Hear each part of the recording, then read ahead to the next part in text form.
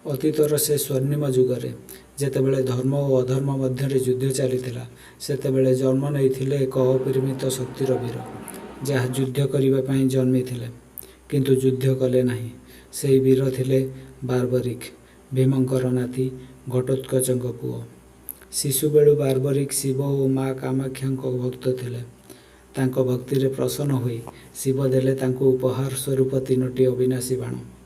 ପ୍ରଥମ ବାଣ ଯାହା ନାଶ କରିବାକୁ ଚିହ୍ନଟ କରିବ, ଦ୍ୱିତୀୟ ବାଣ ଯାହା ବଞ୍ଚିବାକୁ ଚିହ୍ନଟ କରିବ ଓ ତୃତୀୟ ବାଣ ସେ ସବୁକୁ ନାଶ କରିବ ଯାହା ଚିହ୍ନଟ ହୋଇଥିବ। ମାତ୍ର 3ଟି ବାଣ ଯାହା ସାରା ପୃଥିବୀକୁ ଧ୍ୱଂସ କରିପାରେ। ଯେତେବେଳେ ମହାଭାରତ ଯୁଦ୍ଧ ଆରମ୍ଭ ହେବାକୁ ଯାଉଥିଲା, ବାର୍ବରିକ କୁରୁକ୍ଷେତ୍ର ଦିଗକୁ ଯିବାକୁ ନିଷ୍ପତ୍ତି କଲେ।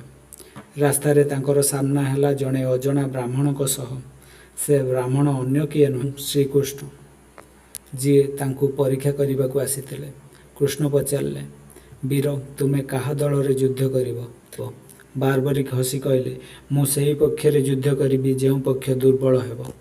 କୃଷ୍ଣ, ଯଦି ତୁମ ଯୁଦ୍ଧ କରିବାରୁ ସେ ପକ୍ଷ ଶକ୍ତିଶାଳୀ ହୋଇଯାଏ? ବାର୍ବରିକ, ତେବେ ମୁଁ ଆଉ ଥରେ ଦୁର୍ବଳ ପକ୍ଷକୁ ସହାୟତା କରିବି। କୃଷ୍ଣ ବୁଝିଗଲେ, ଯଦି ବାର୍ବରିକ ଯୁଦ୍ଧରେ ଯୋଗ ଦେବେ ତେବେ ଯୁଦ୍ଧ କେବେ ଶେଷ ହେବ ନାହିଁ। ଧର୍ମର ସମତା ରକ୍ଷା ପାଇଁ କୃଷ୍ଣ ତାଙ୍କ ଦିବ୍ୟ ରୂପ ପ୍ରକାଶ କଲେ ଓ କହିଲେ, ହେ ବୀର, ମୁଁ ତୁମ ମୁଣ୍ଡକୁ ଦାନ ଭାବରେ ଚାହେଁ, ଯେପରି ଧର୍ମର ବିଜୟ ନିଶ୍ଚିତ ହେଉ। ବାର୍ବରିକ ହସି କହିଲେ, ପ୍ରଭୁ, ମୋର ଏକ ଅନୁରୋଧ, ମୋର ମୁଣ୍ଡ ଯୁଦ୍ଧକ୍ଷେତ୍ର ଦେଖିପାରୁ, ଯେପରି ମୁଁ ଧର୍ମର ବିଜୟ ଦେଖିପାରିବି। କୃଷ୍ଣ ତାଙ୍କ ମୁଣ୍ଡକୁ ଏକ ପାହାଡ଼ ଉପରେ ରଖିଦେଲେ, ଯେଉଁଠାରୁ ବାର୍ବରିକ ସମଗ୍ର ଯୁଦ୍ଧ ଦେଖିଲା।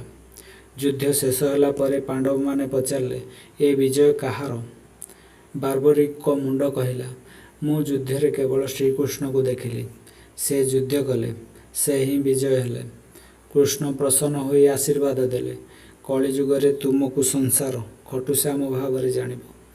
ଯେଉଁମାନେ ଭକ୍ତି ଓ ଶ୍ରଦ୍ଧାରେ ତୁମକୁ ପୂଜା କରିବେ, ତାଙ୍କର ସମସ୍ତ କଷ୍ଟ ଦୂର ହେବ। ବାର୍ବରିକଙ୍କ କଥା ଆମକୁ ଶିଖାଏ, ଶକ୍ତିଠାରୁ ମହାନ ହେଉଛି ତ୍ୟାଗ ଓ ବିଜୟ ଠାରୁ ଶ୍ରେଷ୍ଠ ହେଉଛି ଭକ୍ତି।